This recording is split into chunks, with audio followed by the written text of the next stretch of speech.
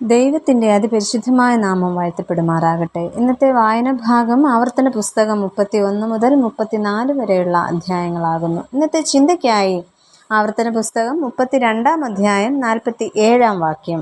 ഇത് നിങ്ങൾക്ക് വ്യർത്ഥ കാര്യമല്ല, നിങ്ങളുടെ ജീവൻ തന്നെയാകുന്നു. നിങ്ങൾ കൈവശമാക്കേണ്ടതിന് യോർദാൻ കടന്നു ചെല്ലുന്ന ദേശത്ത് നിങ്ങൾക്ക് ഇതിനാൽ ദീർഘായുസ്സുണ്ടാകും.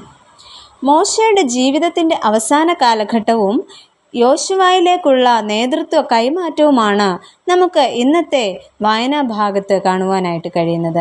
ഒരു കാലഘട്ടം ഇവിടെ അവസാനിക്കുകയും മറ്റൊന്നിലേക്ക് കാലുറപ്പിക്കുകയും ചെയ്യുന്നു. മോശെ തൻ്റെ ദൗത്യം ഏറെ വിശ്വസ്തയോടെ പൂർത്തിയാക്കിയെന്ന് മോശയുടെ ജീവിതത്തിൻ്റെ കഴിഞ്ഞ കാലഘട്ടത്തെ നോക്കി നമുക്ക് പറയുവാനായിട്ട് സാധിക്കും. ഇവിടെ തുടർന്ന് തൻ്റെ ജനത്തെ വാഗ്ദത്ത നാട്ടിലേക്ക് നയിക്കുന്നത് യോശുവയുടെ നേതൃത്വത്തിലാണ്. അങ്ങനെ അടുത്ത കാലഘട്ടത്തിലേക്കുള്ള കാൽവയ്പ്പിന് മുമ്പായി മോശ നമ്മോട് പറയുന്ന ചില കാര്യങ്ങൾ എന്തൊക്കെയാണ് എന്ന് നമുക്ക് നോക്കാം. ഒന്നാമതായിട്ട്, ദൈവം വിശ്വസ്തനാകയാൽ നാമും വിശ്വസ്തരായിരിക്കുക. മോശയുടെ ഗാനം 32 അധ്യായത്തിൽ നമ്മൾ കാണുന്നു. അതൊരു മുന്നറിയിപ്പും സാക്ഷ്യവുമായി നമുക്ക് കരുതാവുന്നതാണ്. ഈ ഗാനത്തിലൂടെ ദൈവത്തിൻ്റെ വിശ്വസ്തതയും ജനത്തിൻ്റെ അവിശ്വസ്തതയും വെളിപ്പെടുത്തുന്നു. ദൈവം പാറ പോലെ ഉറപ്പുള്ളവനാണ്, അവൻ വിശ്വസ്തനുമാണ്, വാക്കു പറഞ്ഞാൽ മാറാത്തവനായ ഒരു ദൈവമാണ്. യോശുവയെയും ബലപ്പെടുത്തുന്നത് ഉറപ്പും ധൈര്യവും ഉള്ളവനായിരിക്കുക, യഹോവ നിന്നോടൊപ്പം ഉണ്ടാകും എന്നാണ്. എന്നാൽ വിശ്വസ്തനായ ദൈവത്തിൻ്റെ സന്നിധിയിൽ നാം പലപ്പോഴും അവിശ്വസ്തരായി തീർന്നു പോകാറുണ്ട്.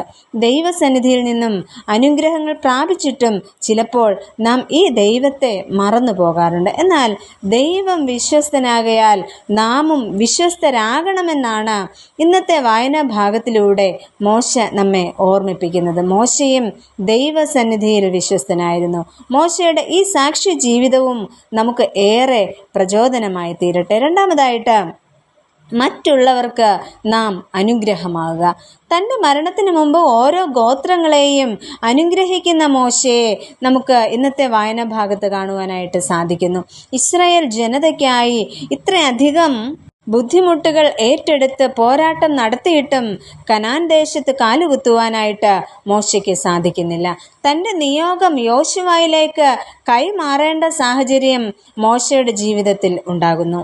ഈ സാഹചര്യങ്ങളിലെല്ലാം മറ്റുള്ളവരെ കുറ്റപ്പെടുത്തുകയോ ശാപവാക്കുകൾ പറയുകയോ ദൈവത്തോട് പരിദേവനം നടത്തുകയോ ചെയ്യുന്നില്ല. ഇവിടെയാണ് കറതീർന്ന ഒരു ദൈവദാസനെ നമുക്ക് കാണുവാനായിട്ട് സാധിക്കുന്നത്.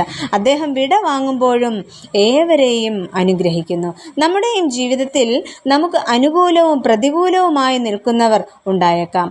വൻ മല പോലുള്ള പ്രതിസന്ധികൾ നമ്മുടെ ജീവിതത്തിൽ വന്നേക്കാം. ഒരുപക്ഷെ നമുക്ക് ആശ്വാസം തരും എന്ന് നമ്മൾ വിശ്വസിച്ചിരുന്നവർ നമ്മെ അകറ്റി നിർത്തിയേക്കാം.